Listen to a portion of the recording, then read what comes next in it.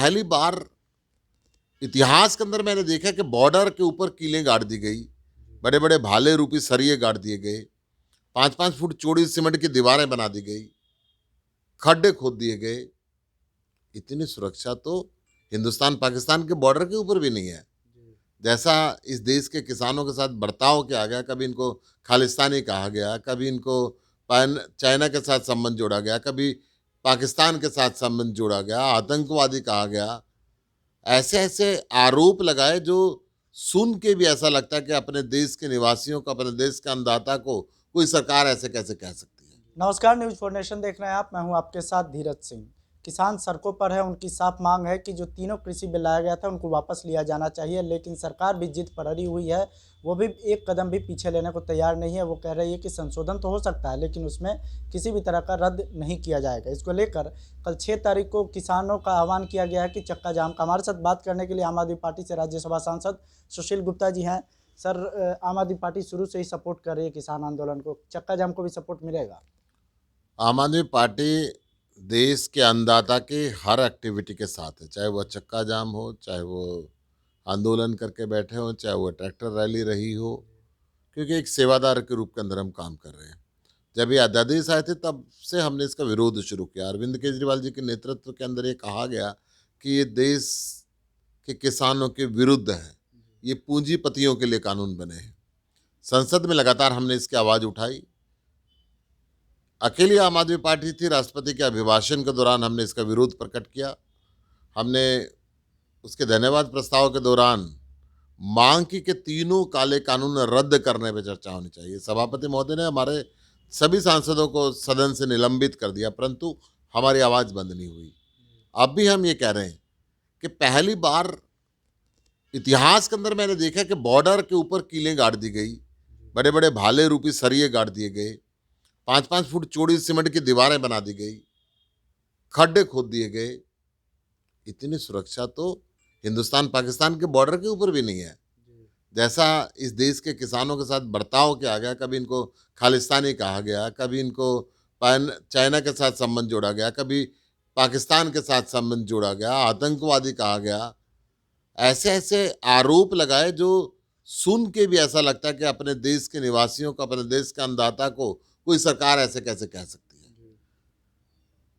आम आदमी पार्टी उन सब बातों की निंदा भी करती है।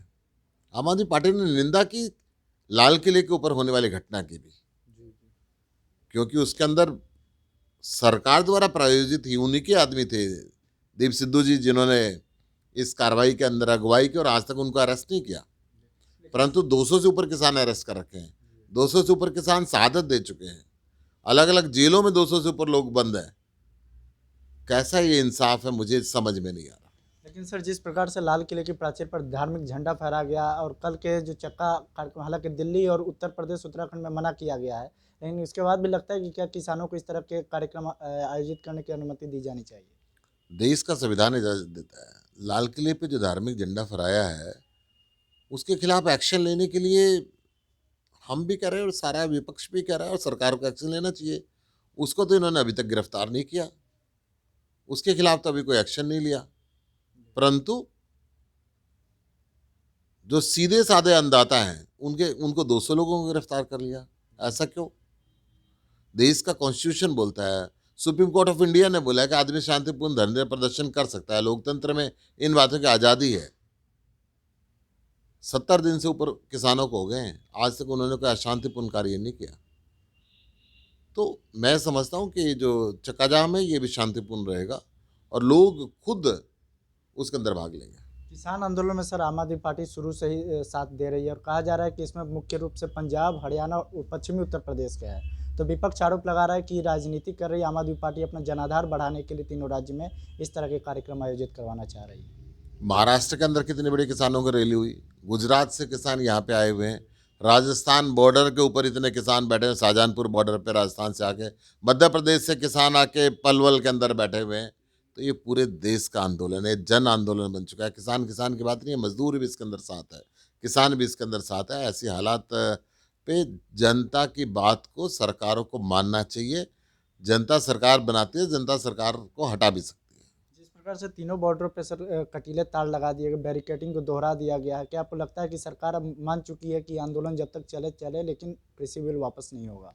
सरकार ने एक घमंड बना लिया है। सरकार को दुश्मनी करनी है, पाकिस्तान से करे, चाइना से करे, अपने देश के लोगों से किस बात की दुश्मनी? अपना देश का अन्नदाता जो सारे देश का पेट भरता है, उनसे अगर आप दुश्मनी बनाएंगे तो ये अच्छी बात नहीं है, भावना भी अच्छी नहीं है। मैं कहता हूं कि सरकार को सारे घमंड छोड़ के इन तीनों काले कानूनों को वापस लेना चाहिए। किसानों को सहसम्मान अपने घर पे बैठना चाहिए। अगर कोई कानून की जरूरत समझते हैं, फिर किसानों से विचार विमर्श करें, नए सिरे से एक नया कानून लेके आए जिसमें एमएसपी की गारंटी हो, किसानों के लाभ की बात हो। जो इन 3 कानूनों में पूंजीपतियों के लाभ की बात है, इससे किसानों का कोई लाभ नहीं है। एक आखिरी सवाल है कि सर, इस पर आम बजट पेश हुआ, सरकार की ओर से दावा किया जाता है किसानों के लिए बहुत कुछ है। क्या आपको लगता है किसानों के लिए बहुत कुछ दिया गया है? इस बजट में ना किसानों के लिए है, ना युवाओं के लिए है, ना महिलाओं के लिए है, ना वेतनभोगियों के लिए है। मुझे ताज्जुब होता है, दुनिया के किसी देश में ऐसा नहीं है। यहाँ पे कॉरपोरेट के लिए व्यक्तिगत टैक्स से इनकम टैक्स 10% कम है। तो इस बजट का बहुत निराशादायक बजट है। एजुकेशन का पैसा इसके अंदर बजट में इस साल कम कर दिया गया। तो ऐसा बजट किसी काम का नहीं है। तो ये थे हमारे साथ सुशील गुप्ता जी, जिनका साफ तौर पे कहना है कि किसानों का जो चक्का जाम का कार्यक्रम है उसको आम आदमी पार्टी सपोर्ट करेगी, लेकिन शांतिपूर्ण तरीके से। फिलहाल इस वीडियो पर आपकी क्या राय है, हमें कमेंट बॉक्स में बताएं। अब तक हमारे न्यूज़ फॉर नेशन चैनल को सब्सक्राइब नहीं की, चैनल सब्सक्राइब कर लें। इस वीडियो को अगर फेसबुक पर देख रहे हैं तो पेज को लाइक करें और फॉलो करें। शुक्रिया।